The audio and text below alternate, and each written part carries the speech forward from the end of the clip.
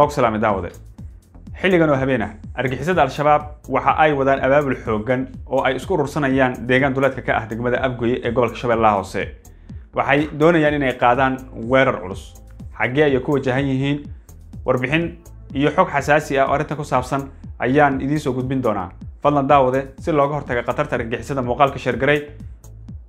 sidoo kale nagu soo biir si aad ula socoto xogaha sidan oo kale mahadsanid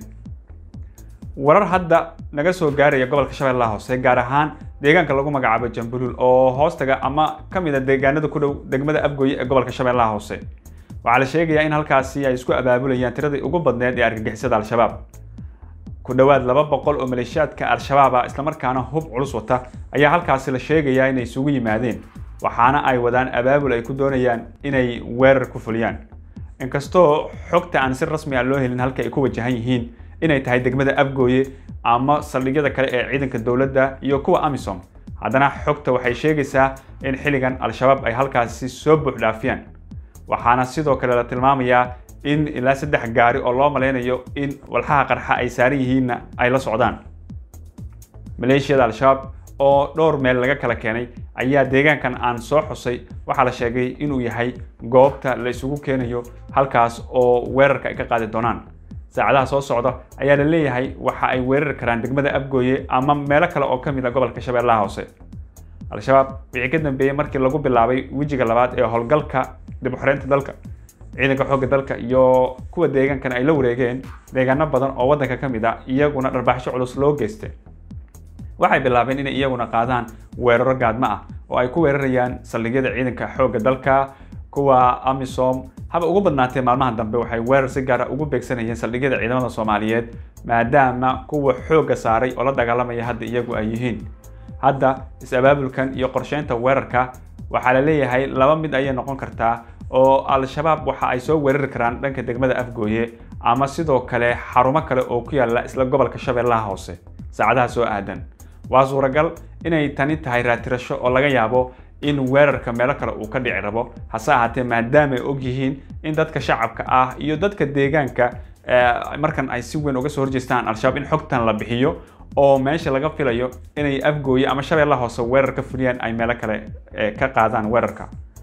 maanta ay ahayd markii laga qabsaday Camaara oo ay ka kala carareen mudug kamid ah sidoo kale isla shalay deegaano badan oo muduga ayaa gacantooda ka baxday horeyna galgaduud ayaa looga saaray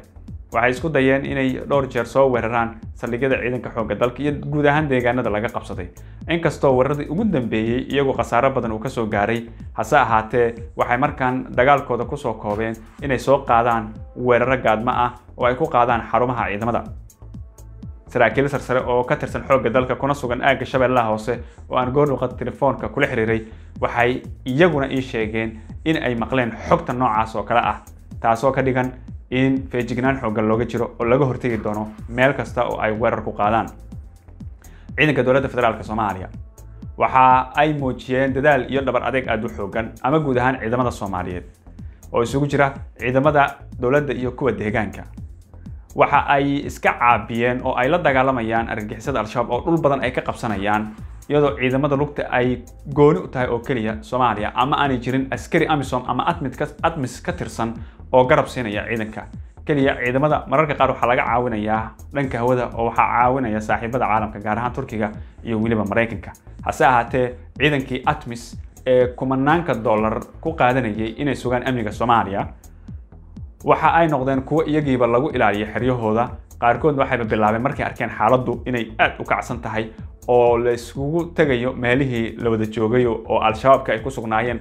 la weerarayo ama al-shabaabka ay soo weerarayaan xarumihii ciidamada baaqdina ay qabaan waxay bilaabeen inay ciidanka Soomaaliyeed ku wareejiyaan xeryahooda iyagoo dib u gurasho sameynaya ATMIS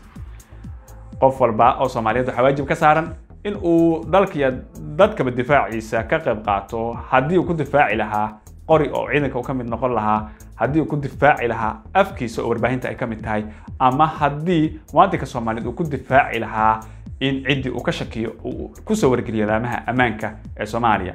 tani hawshan uma taalo oo kaliya dawladda Soomaaliya ee waxay u taalaa qof walba oo muwaadin ah sidoo kale haddii ay jiraan xitaa siyaasiyiin mucaarada tani ma aha mid ay ku mucaarad lahaayeen dawladda federaalka waayo wixii ay dawladda ku qaldan tahay ama madaxda sare ama khilaafaadka siyaasiga ee jira waa kuwa gaar ah laakiin markii ay timaado qaranka waxaa waajiba qaranka markuu yimaado in laga wada qayb qaato amniga iyo dib u dhiska dalka. haddaba daawada muuqaalkan share garay oo sidan uga qayb qaado halganka ka soconaya wadanka. arrintaadana qaybta hoose commentiga noogu mahadsanid.